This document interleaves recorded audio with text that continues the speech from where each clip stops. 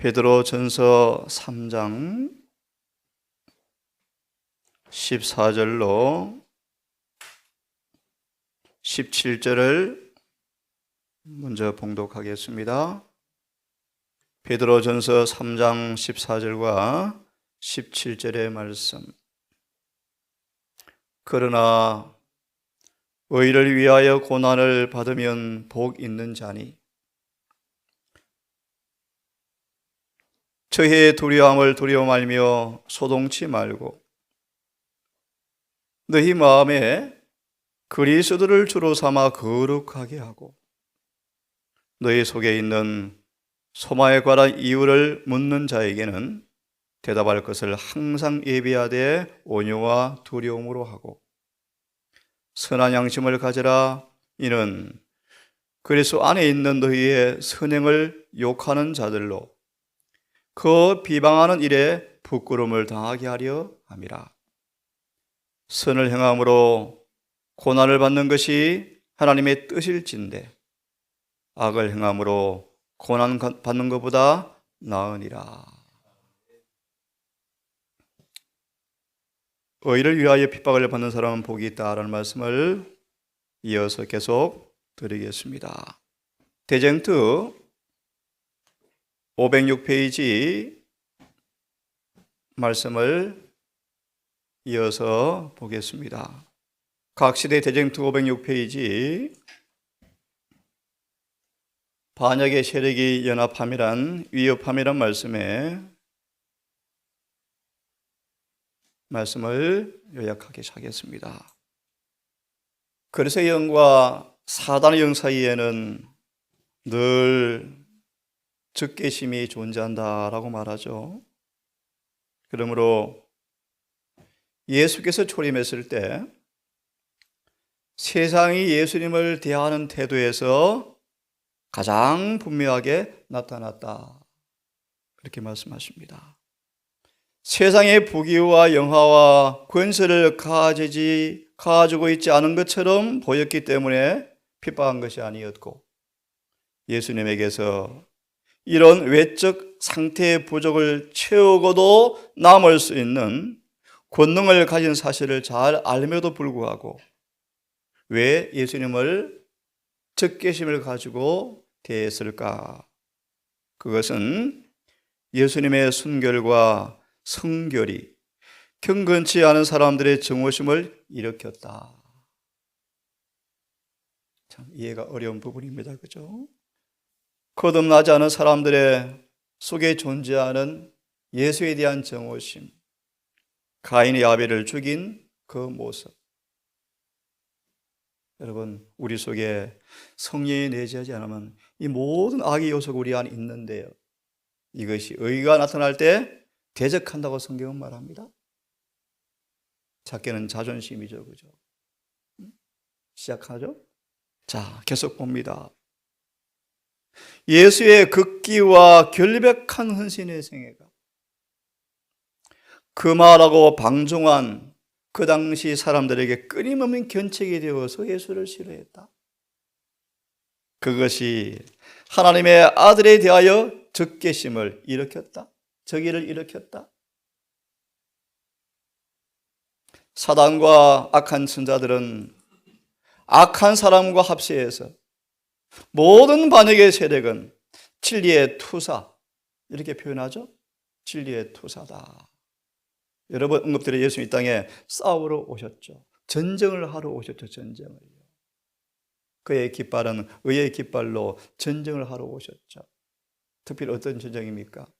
예를 들면 인간의 본성의 부담을 철저하게 압력을 느끼면서도 불구하고 본성에 절대로 반응하지 않고 죄를 범하지 않고 사는 것이 가능하다 라는 전쟁하러 왔죠.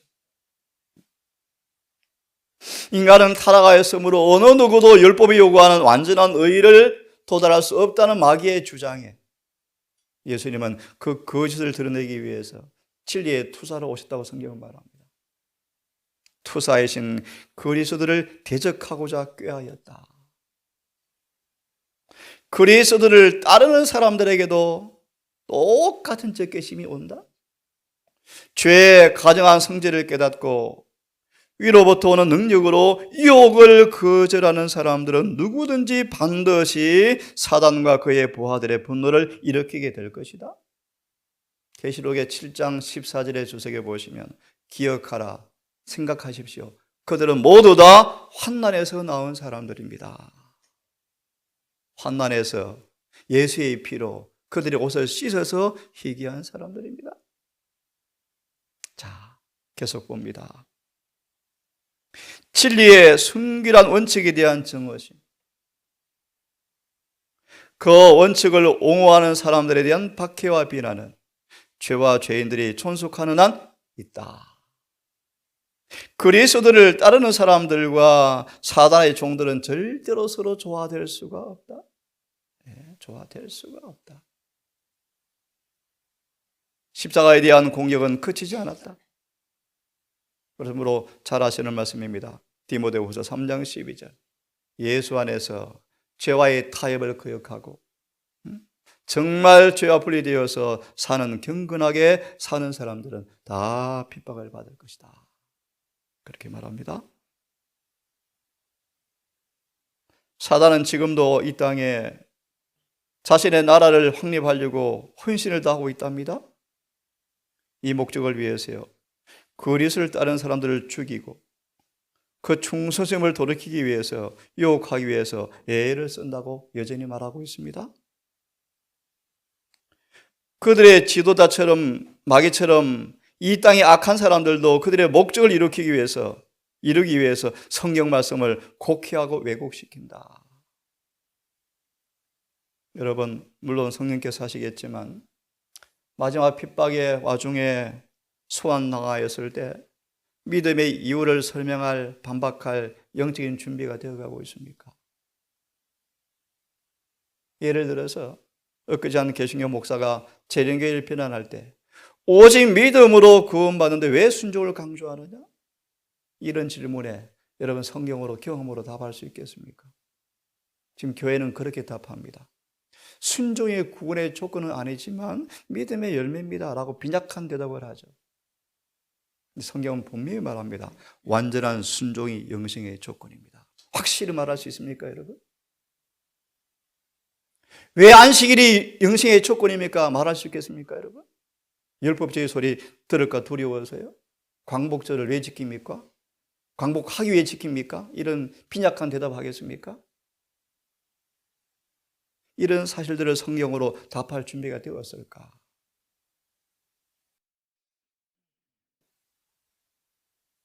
내가 너로 여자와 원수가 되게 하고 너의 후손도 여자의 원수가 되게 하리라 라는 이 말씀은 종말까지 계속될 일이다.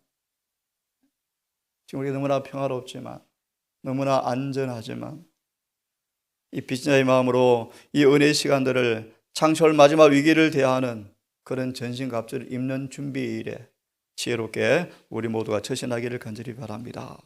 마지막 문단을 보고 산상보원 돌아와서 마무리합니다. 이 챕터의 마지막 510페이지 보시면 사단을 대항하는 힘이라는 제목을 좀 봅니다. 아담의 시대부터 오늘까지 이르기까지 원수 마귀는, 우리의 큰 원수는 억압하고 파괴하는 데 전력을 기울여 왔다. 이제 교회를 대항하기 위하여 마지막 싸움을 준비하고 있다. 마지막 아마겟돈 전쟁이 곧 시작될 것입니다, 여러분. 예수를 따르는 모든 사람들은 잔인한 원수와 싸워야 할 것이다. 이제 뭐 다 아시는 말씀이지만 후서, 제롬, 루터, 폴리갑 할아버지, 왈덴스인들, 여러분 얼마나 잔인하게 고난과 핍박을 받습니까? 그죠? 화영주에서, 참수장에서, 또 물에서 수장시키는 데서요. 온갖 고문기구들이. 그래서 아시는 것처럼 지금 은밀한 천주교 지하실에 중세의 고문기구가 지금 다시 준비되고 있다. 중세의 핍박이 재현될 것이다, 반드시. 앞으로 그런 때가 옵니다, 여러분. 특별히 말씀이 있습니다. 5번째 줄. 우리가 예수님을 거룩한 모범자를 유사하게 닮아가면 닮아갈수록 더욱 분명한 사탄의 공격 목표가 된다. 대쟁투 42페이지 이하의 말씀에 갑자기 기억이 납니다. 오늘날 왜 핍박이 그쳤는가? 이유가 있습니다. 이유가 있습니다. 간단히 말할까요? 하나님의 은혜이지만 핍박할 여지가 별로 없기 때문이라고 말해요.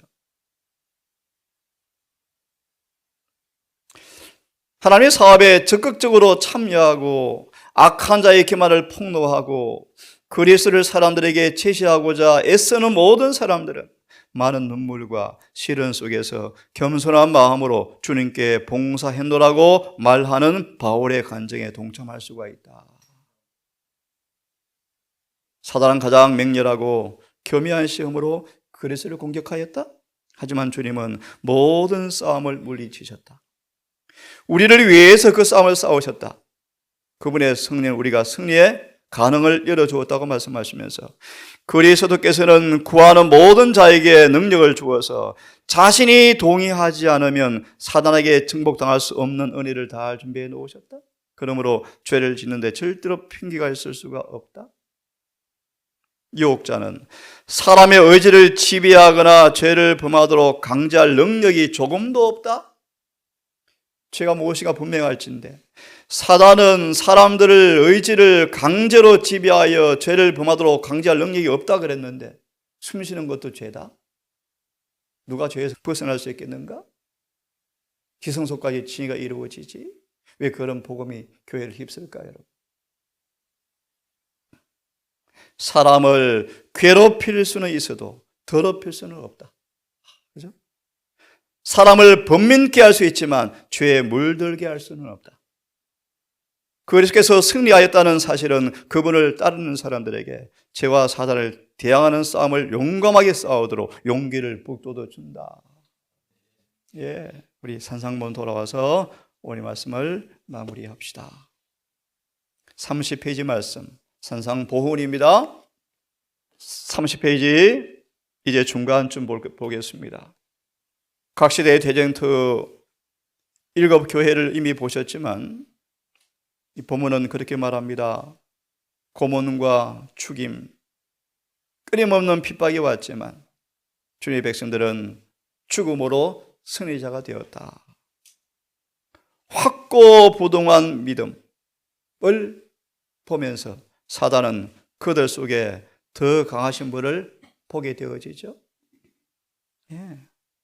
사단은 고문하고 몸은 죽이지만 예수님 안에 감추어진 영생은 건드릴 수가 없었다. 이 말의 의미를 깊이 이해하세요? 어떻게 드러납니까? 그렇게 고문과 핍박을 받으면서도 의가 환하게 반사되어져. 의가. 그것이 뭐죠? 그들 속에 영생이 있다라는 사실이죠. 감옥의 벽 속에 감금시킬 수 있었지만 바울과 실라처럼 정신은 속박할 수가 없었다. 어둠 저편에 있는 장면을 바라보면서 고난을 통과하는 수많은 의인들의 믿음의 고백입니다. 생각한데 현재의 고난은 장차 우리에게 나타날 영광과 좋게 비교할 수가 없도다. 이 환난이 힘들고 어렵지만 장차 받을 영원한 영광에 중요한 것을 비교할 때 너무나 가벼운 것이다 라고 간증한다. 참 멋지죠, 여러분? 이런 믿음의 영웅으로 우리 모두 또한 준비되어지기를 간절히 바랍니다. 마지막 문단입니다. 하나님의 품성은, 그분의 품성은 시련과 핍박을 통해서 나타난다. 세상의 미움과 핍박을 받는 교회는 그리스도 학교에서 교육을 받고 훈련을 받고 있다. 세상의 좁은 길을 걸으며 고난의 도가니에서 정결하게 되어진다. 혼신을 기울여 진흙으로 손을 빚어서 문양을 하고 유약을 칠하고 600도, 700도, 1200도 가마에 넣어서 땀을 뻘뻘 흘리면서 도가니에 불을 지핀 이후에 도자기를 꺼내서 그 빛나는 무늬를 바라보며 만족해하는 토기장이처럼 주의 종들은 세상의 좁은 길을 걷고 고난의 도가니에서 정결하게 된다. 그리스도를 따르는 사람들은 쓰라린 투정을 경험한다. 예수의 고난을 제가 묵상하면서 예수의 고독을 느끼시고 애타게 인간의 동정을 그리워하셨다. 눈물 나는 장면이 여러분. 그래서 그렇게 밤새도록 기도하고 우시죠. 동정할 그들이 어디 있는가? 극기를 감내하고 철저한 실망도 맛보기도 한다. 하지만 그들의 고통스러운 경험은 죄가 너무나 악하다, 죄는 엄청난 이런 슬픔을 가져왔구나 라고 깨닫고 더 고난을 통하여 죄를 가정하게 여긴다.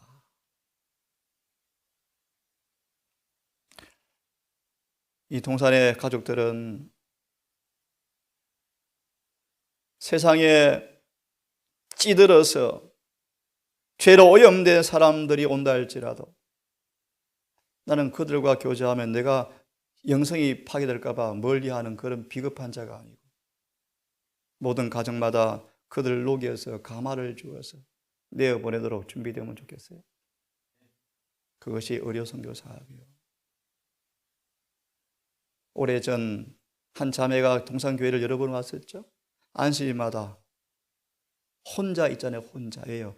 대화하면 더러워질까 봐서. 그게 바로 거짓 신앙이에요. 거짓 신앙. 예수님처럼 세리 마태의 집에 잔치에 초대되어서 갔습니다. 그분의 가마로 온 분위기를 상시하고 넘는 경건을 우리가 소유하셔야 돼요. 자, 맞아 봅니다. 그리스도의 고난에 동참하는 자가 되므로 영광의 참여자가 된다. 아무도 면제될 수 없다는 것입니다. 드디어 계시록 15장을 보았죠. 사도 요한은 7장 전에 15장 계시를 먼저 보았습니다. 에니시는 말하기를 마지막 7장 전에 요한은 승리하여 하늘의 유리바다에 선 사람의 장면들을 먼저 보면서 쓴 계시가 계시록 15장입니다. 여기도 기록되어 있죠. 요약하면요, 구원받은 사람들이 짐승과 짐승의 우상과 표를 이기고 환난을 승리하고 흰 옷을 입고 손에 종려가지를 들고 하늘 유리바다에 서 있는 모습을 계시록 본 모습을 마지막으로 기술하면서 이 장면이 끝이 납니다.